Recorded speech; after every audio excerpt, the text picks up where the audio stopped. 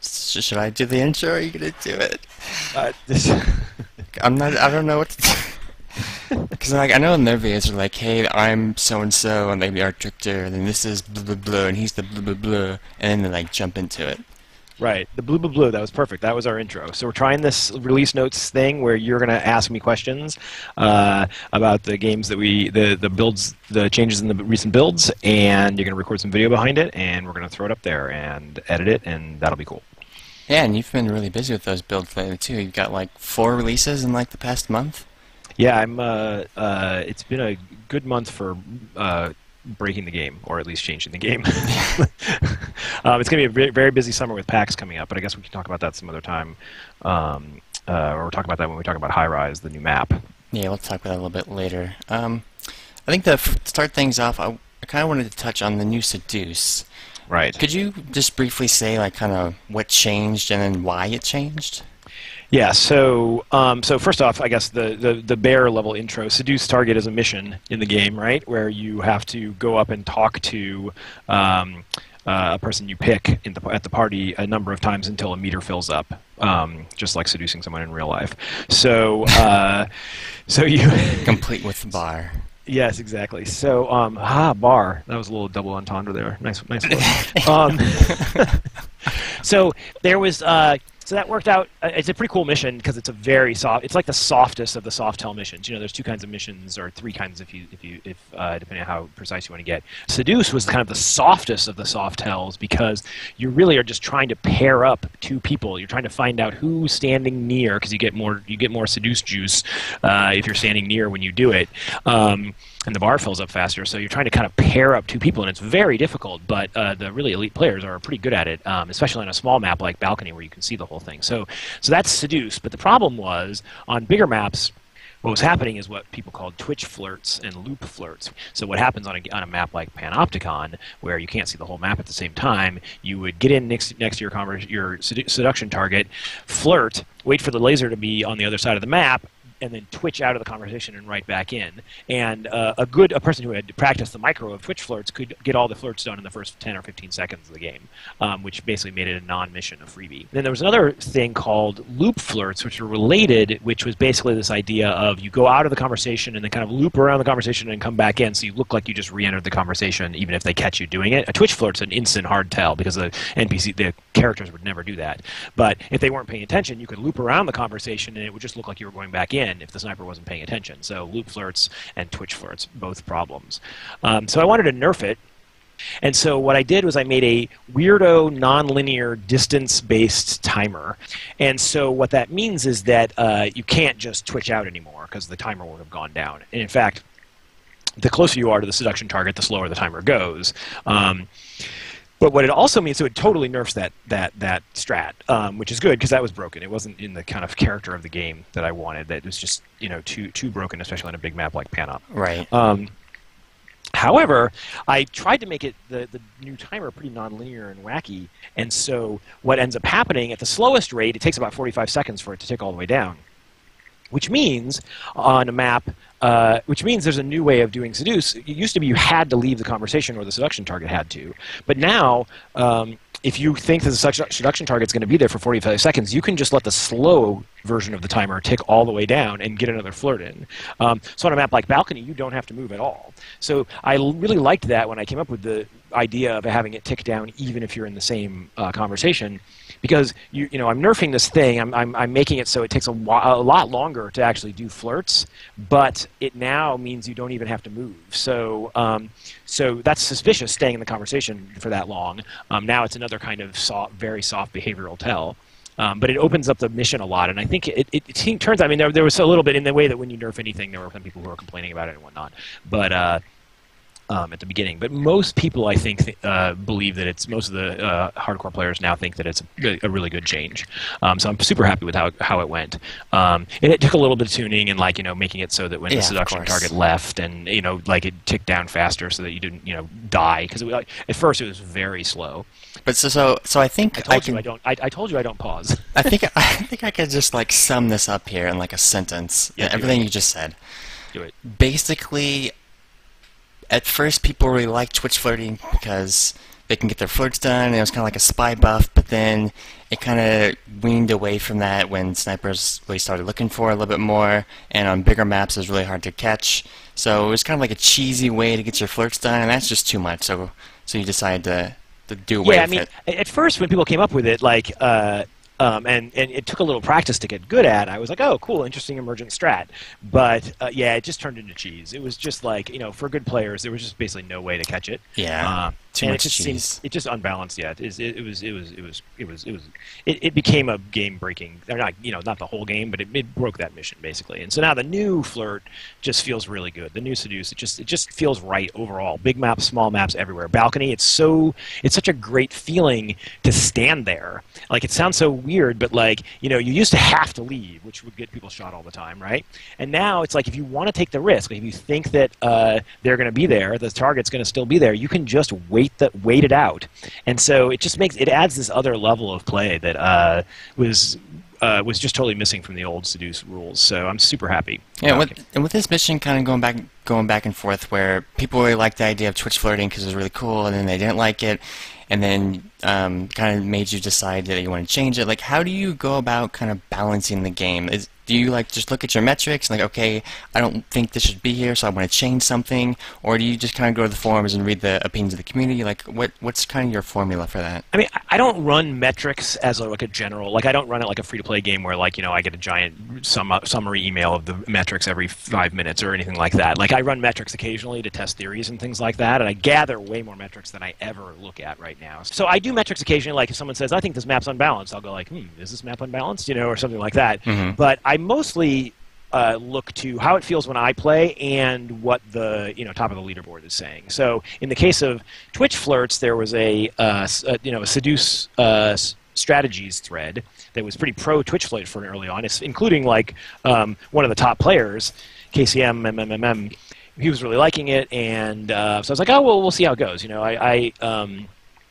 And then later he turned on it. He's like, okay, I think this is cheese, and is kind of messing up the game or that mission. And so that was a big signal that someone who was very thoughtful about the game and has played a lot of the game changed their mind eventually. And so the fact that you guys are also thoughtful in the forums and saying like, hey, this wins me games, but this is bad for the game, is great. So I can trust that the information that we're all exchanging on the forums is good, and I think you guys have the game's best interest at heart. So I definitely listen massively to the community. I don't necessarily do what the community says design-wise. Sometimes I do, sometimes I don't. Mm-hmm. But I definitely use it for red flags like this. I'll definitely listen when it's like, oh, this is broken, or it feels like this is overpowered or something like that. Yeah, I think it's a really cool advantage of having like a really small, active community. Is that you can do things like this. No, it's great. I mean, it's like, I mean, we've talked about before the last couple of missions, like the mission we're about to talk about, and the last couple missions and couple of maps and stuff like that have all been community suggested features with various modifications or not modifications. So it's just really wonderful to have this level of skill, these players with this incredibly high level of skill in this game. I mean, they're way better than, you're all way better than I am. And so it's great to be able to, to have that as a resource for tuning the game. I bet you look forward to all the posts that people put in when you open up the game to like Steam, when it like gets released. Yeah, I mean, it's going to be the flood of people. You get to read all those posts. Basically, I would like to grow the community just fast enough for me to actually pay my mortgage, but no faster. Right, so I need to have enough people coming in that I can actually continue to make the game, but no more than that, because the culture you've established will get swamped by the new people, and that's what I want, the culture that we've established to not get swamped. So we need to have a lot of people who are inculcated into the culture that we currently have, that are trained on how to be inclusive and all of these things that we've talked about as being important to the Spyparty community. Right. So yeah, I'm super happy with it. So let us move on and talk about Fingerprint. Now, you said Fingerprint was a mission that was suggested by Virifaux, I think? Yeah, is that the person? So one of the, I guess he's, by number of games, the top player. Given that you just crushed him in your ladder match, he's not the top player, at least as far as you're playing you. But he's a very... What's that? He's been in a drought. Yeah, but he's very good at the game, and he's got a very interesting style and everything. But anyway, so he's also a font of suggestions about the game. And so he posted in the suggestions thread, or the new missions thread, he was saying a cool thing with the briefcase would be if you have to get the fingerprints from the ambassador, it would like make picking up the briefcase it'd be a hot active item in the world. If you are the next person after the ambassador to touch one of the active sites, which currently is briefcase, drinks, books, and statues, then you can lift the fingerprints, and you need a varying number of fingerprints per map. I think it's 2 on most maps. As a little twist, I made it so that if you're the second person to pick up, then you can still get a set of fingerprints from it, but it's an only difficult action test. There's no white region. So basically, you either fail it or you either red test it or green test it. Right. And there's no tell for red testing it. It just ruins the fingerprints. So you can be the second person to pick it up and still have a chance at getting the fingerprints, which makes the chain of people that the sniper has to follow a little longer and harder to track. Yeah. But it's significantly harder for the spy too, because he has to get green to get it. Right, exactly. So it's like it's a pretty big difficulty cliff. Oftentimes right now people are not very good at the mission because it just came out, and so people aren't tracking the ambassador very well. Eventually, I think in like a few months, people are going to be like, the elite players are going to be like, oh yeah, the ambassador was at the bookcase 2 people ago, so that's a potential fingerprint or whatever. Right now, sometimes you'll pick up a statue and go like, oh, hey, look, it's fingerprintable. Yeah. I didn't even notice the ambassador was there. What a pleasant surprise. Yeah, exactly. So. The missions tend to go through like 3 stages. I found in spy parties. There's when I first release it, and then everyone picks it, so it's totally nerfed by the fact that it's new, and everyone gets shot. So basically, you can't play because anybody who touches the briefcase is dead. Yeah. Right? Because everyone wants to try the new mission. Yep. Then it goes through a phase of no one knows how to actually play the mission. It's not the new thing anymore, so it's not like a total shoot-worthy. People aren't overshooting for it, but at the same time, no one knows how to play it. And during that period, it's like really hard to know whether it's balanced or not. And then finally, eventually, it gets to be a mature mission, and then you can make it. People get really good at it, their strategies evolve, and then you can do something like the seduction changes. Like, okay, Seduce was in there for how long? I don't know, over a year. And then this was a big change. And it doesn't feel like it's going to need much more changes from here. Like, it feels pretty solid. I mean, famous last words. But, so we're a long way away from having Fingerprint be at that level of maturity. So we'll have to see how it goes. I look forward to the first, time when people are the hardcore snipers are tracking, and the spies are tracking, ambassador, knowing what's hot in the world and what's not. Like I purposely didn't highlight objects which are fingerprintable because I thought one cool thing about the mission is that it makes spies have to have party awareness at a level that is comparable to the sniper. So. That's true for elite players for other reasons on different missions, but this really reinforces the idea that spies need to pay attention to the flow of the party. Yeah, and I really like that addition to that. Yeah, me too. It's just like that's kind of a side effect of the mission, but that's one of the things that made me implement it sooner rather than later. Is I just really liked that. The other thing is it didn't require any new animations, and that's important. Super easy. And one of the other things I like about this mission is that in the current meta, as of right now, this allows spies to win without doing any hardtails. Right. And so explain what you mean by meta for people who, what you mean by that statement. Well, in the current balanced, I should say the current balanced game types. Right. Which people call the meta. Yeah, it's called the meta, and it's different per map. But on, say, Courtyard 2, the balanced game mode is any 4 of 6, and on Veranda it's like any 5 of 7, and Gallery something, I don't know, and Panopticon, I don't know. There's balanced game modes for all of them, and the way you can do it now, say on Courtyard 2. You can finish the 4 missions that are not hardtailed, which are Inspect, Banana Bread, Seduce, and Fingerprint. And this is the first time that you can do that now with this edition of the mission. Yeah, so Crazy Kaylee, who's our top... There's two styles of snipers. I mean, there's hybrids, and this is an overly broad statement, but there's basically 2 styles of snipers. There's what are called camping snipers, and there's what are called behavioralist snipers. Camping snipers look for hard tells, and you might think that that's exploit, but when you have to camp 3 or 4 hard tells simultaneously, it's actually very difficult to be a camping sniper. Behavioralists look for people acting funny, and the problem for the camping snipers is if you can do all soft tells, they're hoes. So Crazy Kaylee was like Chicken Little and was running around was like yelling, "The sky is falling! The sky is falling!" Rest in peace, Crazy Kaylee. Yes. However, it's very difficult to do 4 soft tells. It takes a long time. So I don't actually want to nerf camping snipers completely, but so we'll have to see once the mission becomes really, once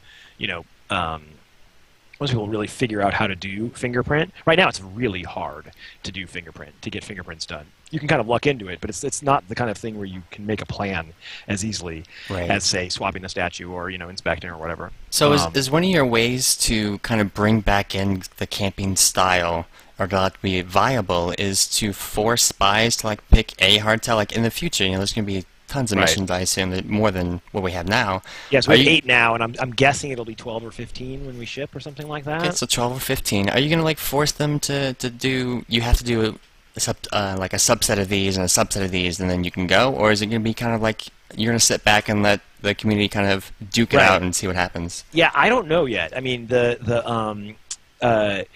been suggested before, mostly by Crazy Kaylee, as a way of like ensuring that there's something for a camping sniper to hold on to.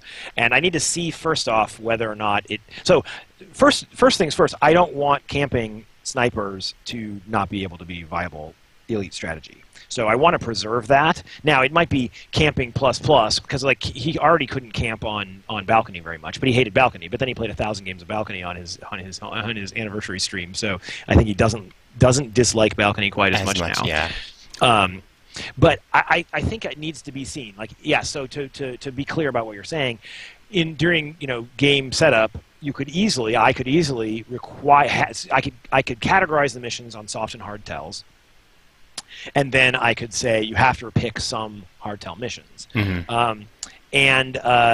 So like any 3 of 5 with 1 hardtail or something like that, or 2 hardtails, whatever whatever turned out to be what we decided was balanced. I don't want to do that yet. I'm totally open to the idea of doing it. I don't have any kind of philosophical problem with doing it. It just adds complexity, and it kind of implies that the game's not balanced, without hardtails in it. And so I'd like to avoid it if I can. I'm not willing. I mean, I'm totally willing to do it if I need to do it to unbreak the game for camping snipers or modified camping snipers, Nouveau camping, whatever that turns out to be. But yeah. So we'll see. We'll have to see. I mean, it's way too early to tell right now. Like if Kaylee starts losing, I mean, he's one of our best players. I don't think he's going to start losing anytime soon. But if he does, or loses interest or something like that, because he feels like he's just awash in behavioralist information, and it seems like it's totally biased, then I'll look at it. But I'm just kind of keeping an eye on it right now. Right. So basically, no matter what, Crazy Kaylee can play this game in his own style.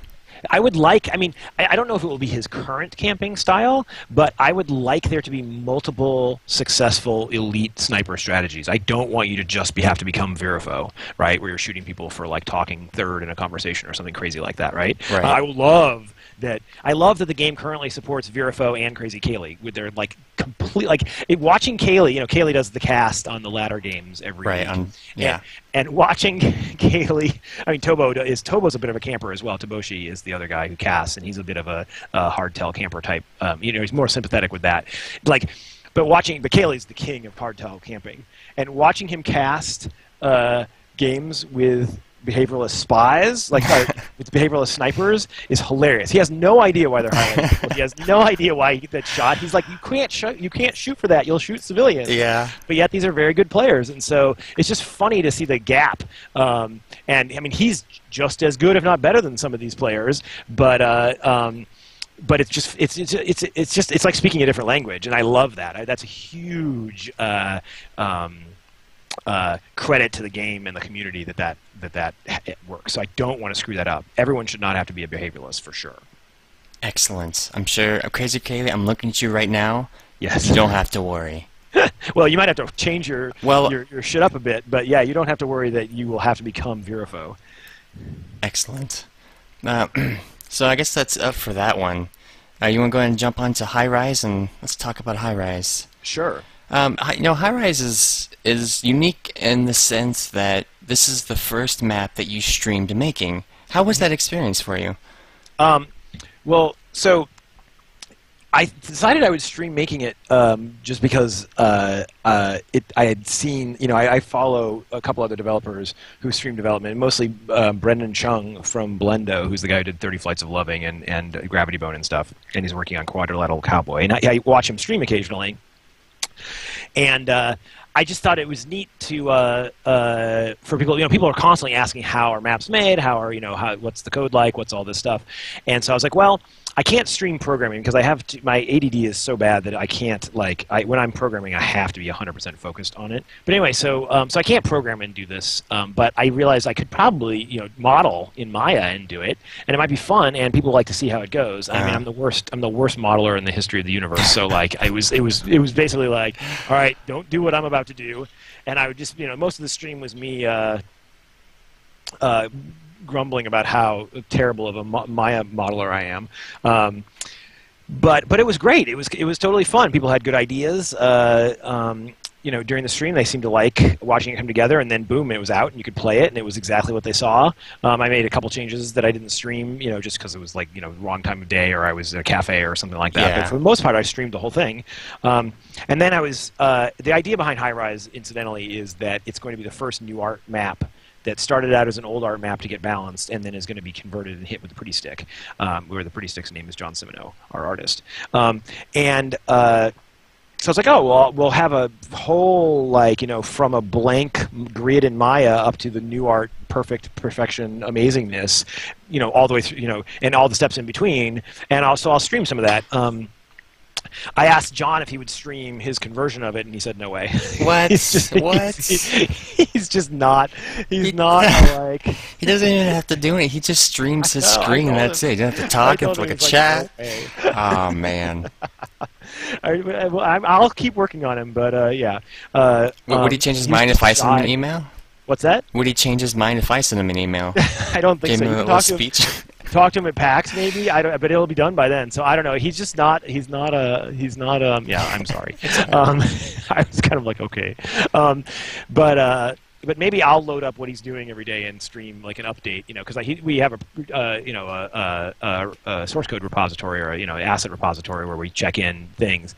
So I could just load up what he does every day and then give a little tour of it so we can get some before afters going of that as well. Mm-hmm.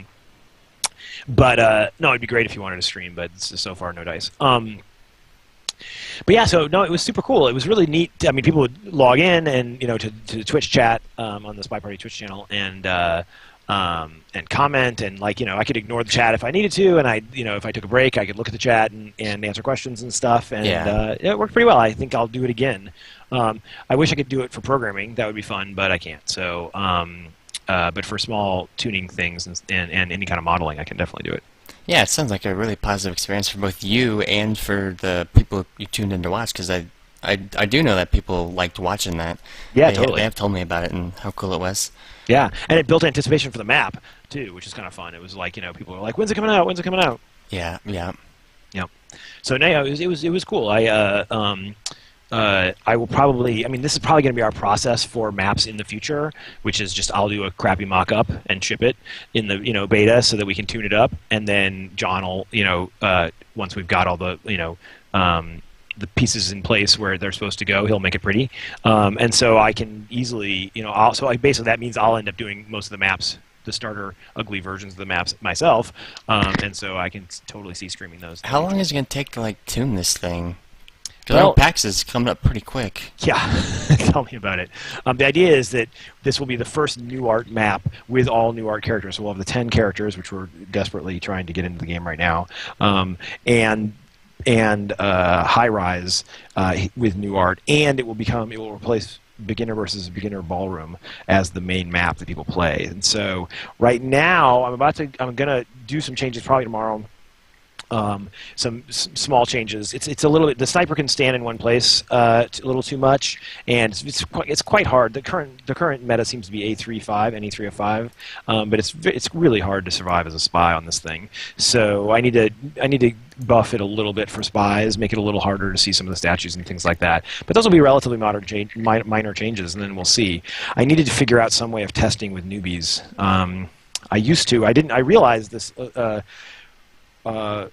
just recently that, like, beginner versus beginner ballroom was tuned back in the day before even closed beta, where all I did was have people over and play the game on ballroom because that was all that there was. Right. And I don't have that anymore. Like, I don't have meetings, I don't have people over to my house to play or anything like that.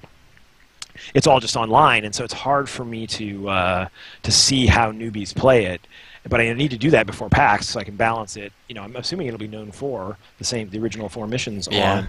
But I don't know. I need to do some playtesting to see how it goes and see what the maybe what I'll do is run some metrics on new players, like players with less than 50 games on high rise. But usually they stay on BVB ballroom. So I don't know.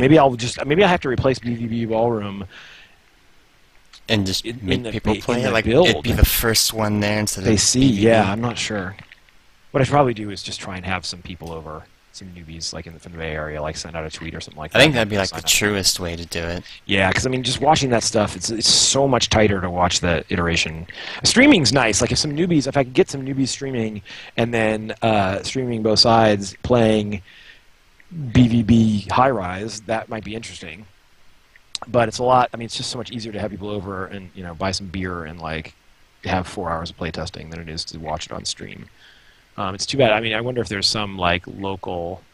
I wonder what is the Gamer X thing? There's the LBGT conference Gamer X, which is coming up. Maybe I should have gone to that and done it there. Let's see. July 11th. Yikes! That's this weekend. It's on Friday. Yeah, something like that would be perfect. Because just set it up. I don't think it'd be ready by then. But basically a small event where I could watch people play. Yeah. So I might have to manufacture one myself. We'll see. Yeah, we shall see. All right, I think that's gonna wrap things up for our first video. Chris, I think you had one more thing you wanted to add. Hey, we stole this idea from Prison Architect, and we're gonna make it our own, and we'll see how it goes. If we steal it from them, we should totally give them the website for Prison Architect. I think you should plug them at least once. Introversion.co.uk/Prison Architect. Well, I'll put it in the thing.